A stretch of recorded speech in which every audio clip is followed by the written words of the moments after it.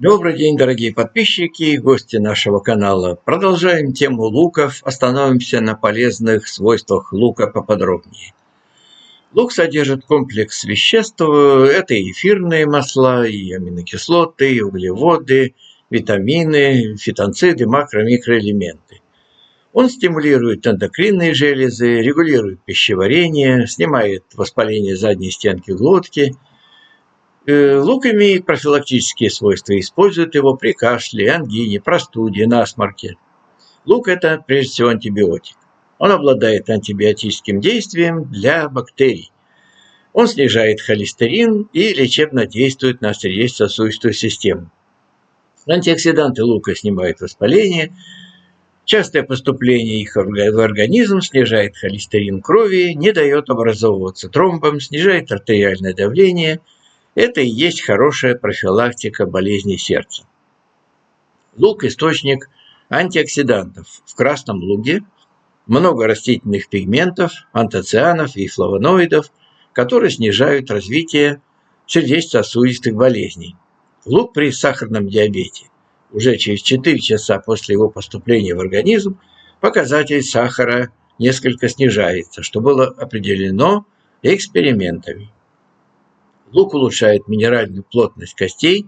Например, употребление одной луковички в день позволяет увеличить общую плотность костей.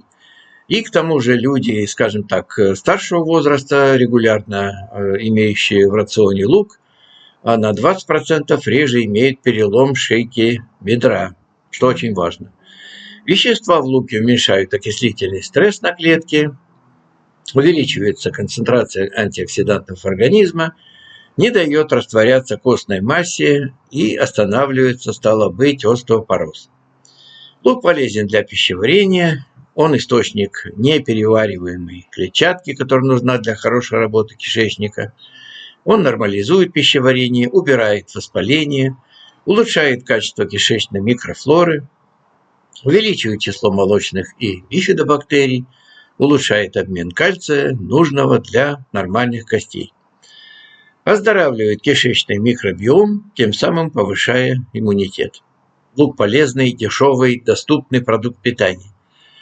Он улучшает вкус любых блюд, его можно есть и в сыром виде, и термически обрабатывать, и использовать с любыми другими овощами, и добавлять в салаты, бульоны, омлеты, супы, ну и так далее и тому подобное. Есть ли у него противопоказания? Да, есть. Лук раздражает желудок и кишечник, поэтому его нельзя есть в большом количестве тем людям, которые имеют болезни органов пищеварения. Свежий лук нельзя при гастритах, панкреатитах и язвенной болезни желудка. Не нужно его включать в меню тем, кто имеет болезни печени, почек, с осторожностью людям с бронхиальной астмой и нарушениями в работе дыхательной системы. Противопоказанием также к его употреблению есть индивидуальная непереносимость и аллергия на продукт. Детям давать лук нужно очень-очень осторожно, начиная с очень-очень маленьких доз.